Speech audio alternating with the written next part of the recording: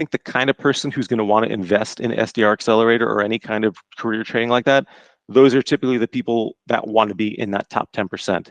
So it's nice because now you get a sort of cut across the spectrum of people who are in the top percentage or the top performers in their respective companies.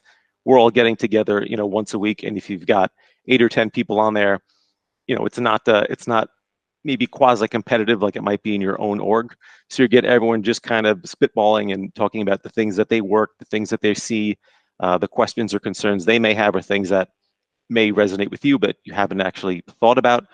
So kind of just getting that group together, I think that's one of the biggest things I think that I've enjoyed the most so far about the course. If you've honestly been alive this year, you probably know it's one of the worst economies we've had, arguably ever, especially in tech. Over 500,000 layoffs this year, budgets frozen across the board. It's certainly been one of the most challenging years, I think, in my professional career. That being said, I'm really excited to speak with Chris today, who has consistently this year as an SDR exceeded his quota and is finishing the year as one of the top SDRs at his company. Today, we're gonna pick his brain on some of the things that he's done in particular that he really feels has set himself apart, both from peers at his company, but also across the broader landscape. Lastly, you may actually recognize Chris. He took Tech Sales Ascension and broke into Tech Sales, which is our entry-level course. And he's also now part of our SDR Accelerator cohort, academy, and community, where we are working with some of the best SDRs in the industry at companies like Okta, Outreach, Brex, Snowflake, and many more. We have recently opened a few more spots for our cohort as we only work with a limited number of students at a time. So there is more information in the description. And for the remainder of this year, we are offering 25% off with the code SDR25. But nonetheless, we're really gonna dive into the tactics that Chris feels has really set himself apart throughout the course of this entire year, consistently, I might add, not just for 1 month, not just for a quarter, but throughout the entire year. And I know if you're actively an SDR right now, looking to improve your game, you're gonna get a lot out of our conversation. Chris, credit to you. You're putting the work in first and foremost. So I'd love to hand it over to you, maybe briefly talking about your journey, very quickly breaking in, but also maybe those first 3 months as an SDR, what that experience has been like for you.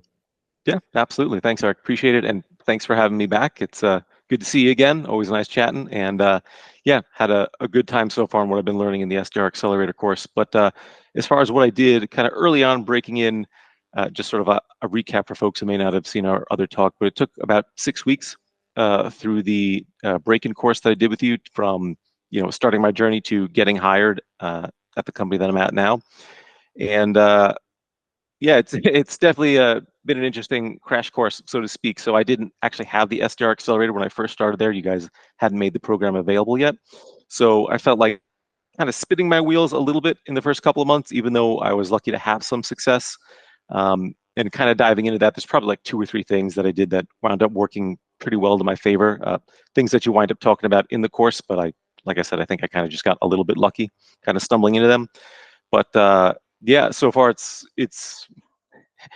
been an interesting journey. No, it's been great to see. And obviously I know you started to build a lot of momentum. You mentioned, the SDR Accelerator wasn't available when you first joined. And I'd love to start there too. Like, aside from just blindly promoting SDR Accelerator, like for those watching that are SDRs right now looking for tactics, those first 3 to 4 months, maybe, where you start to have some success. I know you mentioned you felt like you started to see some things and do some things a little bit different than maybe the average SDR.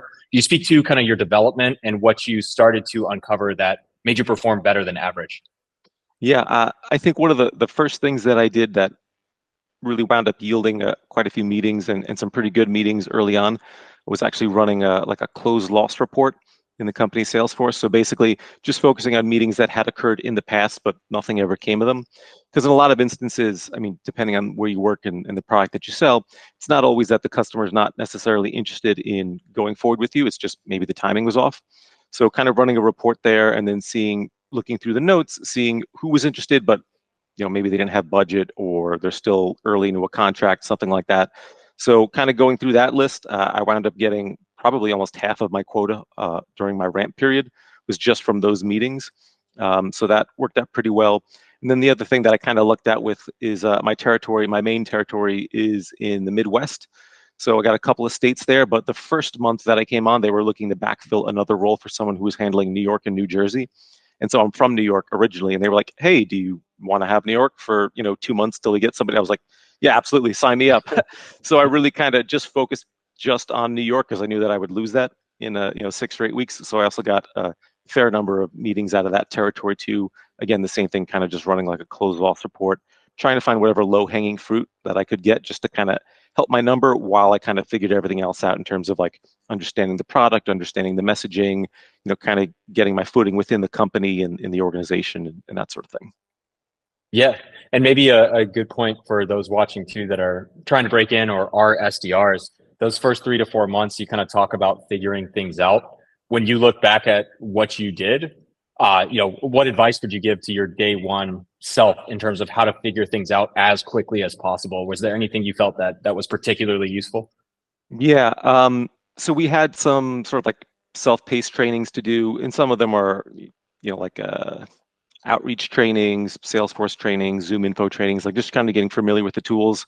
I tried to get through that stuff as quickly as possible because a lot of it is stuff that I wouldn't really use on a day-to-day basis. So I really tried to get through that very quickly. I probably did everything in just under 2 weeks, and I didn't make a single phone call during that time. I didn't send a single email. I was really just focused on trying to get through this.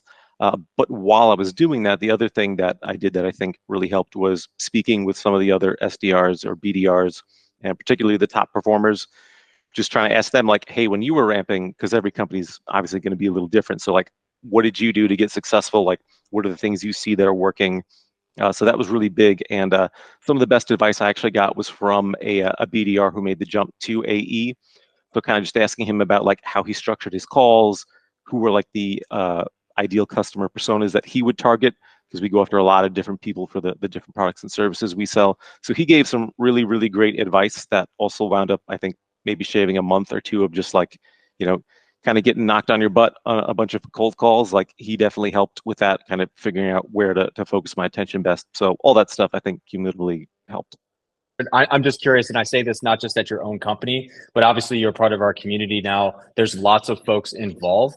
So definitely not calling out anyone at your company specifically, but you've met tons of SDRs at this point. Are there things that you're seeing that maybe the average person, I think you spoke to some of them, but maybe they're not aware of, or you see maybe average performers, bad habits that people are doing? I'd love to get your perspective too on not just what worked, but what you think people might be doing that's actively sabotaging their potential success or extreme success. Yeah, I think the big thing for me, and this is something I used to do in a previous sales role that I had, a non-SaaS sales role, but once you have some metrics, and they can be your own metrics, and maybe to start, you can look at some of the other top performers, whether it's in outreach or sales loft, or we use something called O-Room, which is like a power dialer. I mean, there will be data in there. You might have to play around with it to find out like what are the conversion rates, like how many phone calls does it take to get a pickup? How many pickups will yield you a conversation? How many conversations to actually book a meeting? And so once you have the math, you can just work backwards. So if I know, hey, for every 10 calls, I'll get a pickup. For every 5 pickups, I'll have an actual conversation. For every 5 actual conversations, I'll book a meeting. So that'll let you know, just work backwards if you're looking at, say, just phone calls as an example. Now I know I've got to make X number of phone calls every day to sort of get on par with where I'd have to be to hit my quota, and maybe tack on 20% to that to make sure that you're not going to fall behind. So kind of just knowing the math and working backwards, I think that's like the best thing. I think some of the folks who maybe don't perform as well, I mean, it's tough to say because I can't see everyone's data and not everyone keeps track of their data the same way. But I think just having that consistency, knowing the math, and then just trying to execute every day is probably the biggest thing. Yeah, well said. I think it helps you kind of, I don't want to put words into your mouth, but I know thinking through things in that sense kind of helps you detach from the emotions of it and the ups and downs. Maybe it gives you just a grasp of like, okay, even if I didn't get the number of meetings I did today, on average over time, this will average out. And maybe, hey, today just wasn't my day. And you can kind of better compartmentalize, right? So no, 100%. Like, you'll have, especially as you get deeper in the role, you'll have off days or off weeks, and it's like nothing's clicking, and you're like, am I doing something wrong? What's happening? And then the following week, you can get 3 in a row on Monday, like just back to back to back. And you're like, okay, the average is still working. So, I'm okay. Yeah, well said. And maybe transitioning to, I think, to the SDR Accelerator itself. Obviously, you were one of our earlier students and kind of part of that initial launch. I'd love to get your perspective on, like, to be very clear to everyone watching, like you were doing well before this, but I know you felt you've got a lot of things that have helped further refine and enhance your game. I'd love to open it up to you to kind of speak to how the experience has been for you and what has helped the most there too. Yeah, thanks. Appreciate that. So yeah, correct. I was doing it, doing okay, or I should say, or pretty well before the course. Definitely a lot of things in the course that, once I started to watch the videos, like, yes, of course, that makes so much sense. Like, obviously, I'm going to do this. Like, this is the way to do it. So particularly, like coming up with different sequences. Like again, I'd mentioned I had a lot of different products and services that we sold. So I had like, one sequence for this kind of persona, one sequence for this kind of persona. But one of the things you kind of go through in the course is how to maybe go through old leads, old inbound leads, seeing what kind of information they're registering an interest with, whether they're downloading like a white paper or an ebook, or they're interacting with some kind of content, then making different sequences based on that content to kind of automate it. Whereas I was just kind of reinventing the wheel every time. That's been a huge help, already noticing a difference there. So that's been great. As far as like the territory planning, I was just kind of looking at intent data, and if it matched like the company profile, I would just sort of go for it and kind of give a generic message to everyone. So now I'm getting a little more targeted there and already starting to see a difference in just a couple of weeks. That's been great. But I think the biggest benefit for me that I really enjoy about the course is actually the weekly the weekly meetings that we do, because obviously wherever you land, whoever's watching this, whenever you land at your particular company, there will be high performers, there will be folks in the middle, and then there will be folks at the bottom. Whereas I think the kind of person who's going to want to invest in SDR Accelerator or any kind of career training like that, those are typically the people that want to be in that top 10%. So it's nice because now you get a sort of cut across the spectrum of people who are in the top percentage or the top performers in their respective companies. We're all getting together, once a week, and if you've got 8 or 10 people on there, it's not maybe quasi-competitive like it might be in your own org. So you get everyone just kind of spitballing and talking about the things that they work, the things that they see, the questions or concerns they may have, or things that may resonate with you but you haven't actually thought about. So kind of just getting that group together, I think that's one of the biggest things I think that I've enjoyed the most so far about the course.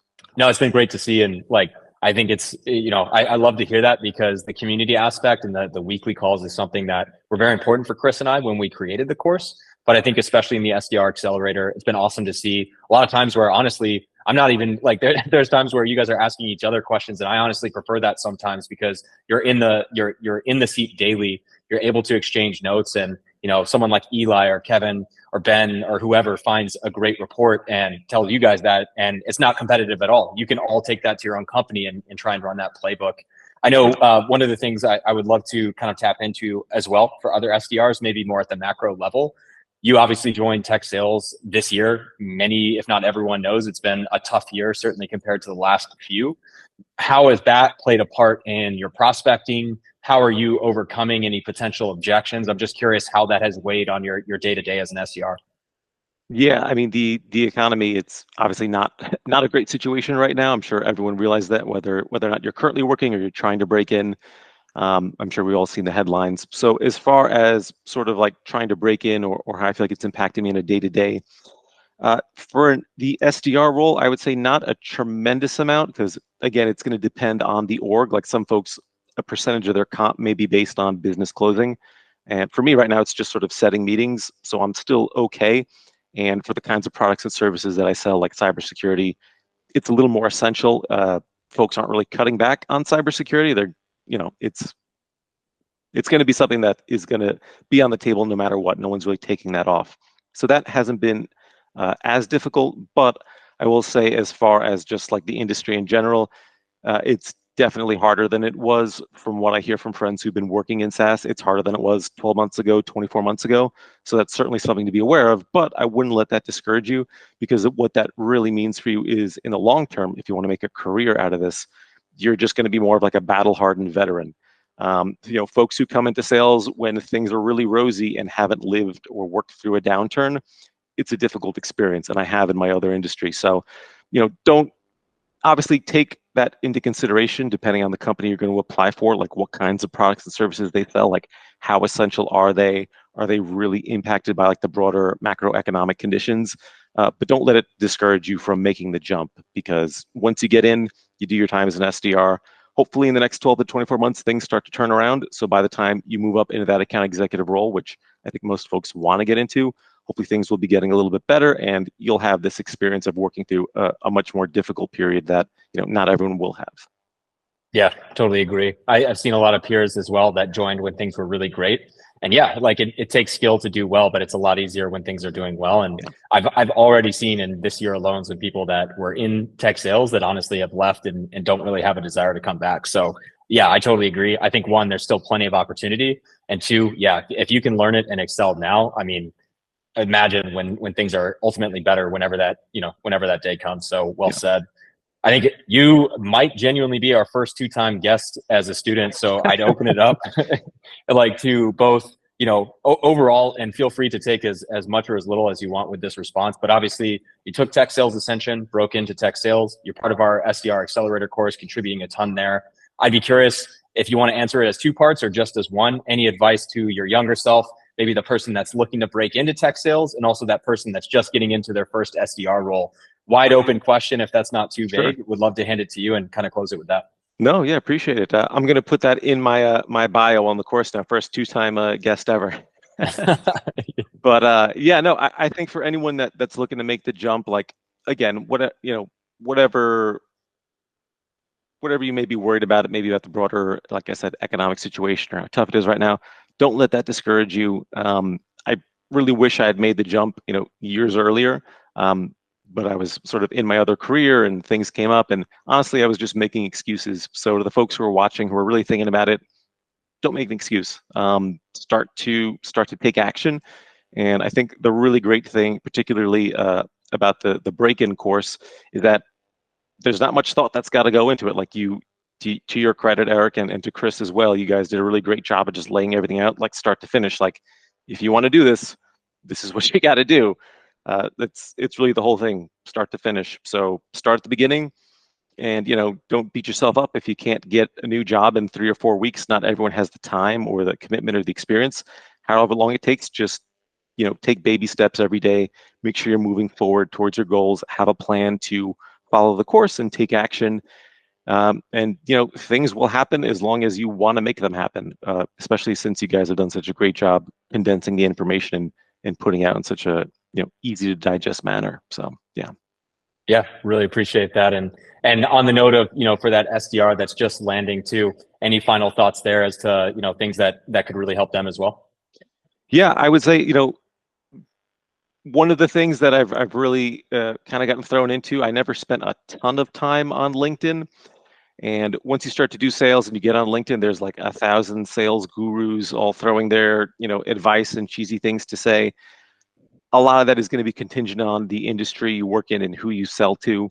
So I would say the best place to focus to start once you're in the seat for the SDR role is to look within your own org, find those folks who are doing really well, or maybe the folks who recently made the jump from the SDR, BDR role to account executive. Usually they're going to be nice. They understand because they were just there and they know what to do. So I would say those relationships with like the top performers or the folks who just made the jump. And again, like obviously you want to, it's a delicate balance. You don't want to be overly needy, right? You want to show your appreciation, show you're professional. But I think learning from those folks, whether it's recordings of their calls or just kind of picking their brain or asking a little bit, I think that's going to be the best place to start. Obviously, I'm a fan of the SDR Accelerator as well. So of course I would recommend that. But I think just kind of getting started your first couple of weeks, I think that's a good place to look to. Definitely. Yeah, well said. And yeah, we'll have to get you a plaque for the behind is the first two-time visitor, and then on the next video that can be front and center when you're the first 3-time. But I'll get a jacket embroidered. Yeah. Yeah. Sure. But no, Chris, always great catching up. And again, congrats to you for putting in the work. I know you've had a lot of success early on. Excited to see where things continue to go for you. But yeah, unless there's anything else, appreciate it as always, and I'm sure we'll talk soon. Yeah, thanks, Eric. Appreciate it. Cool.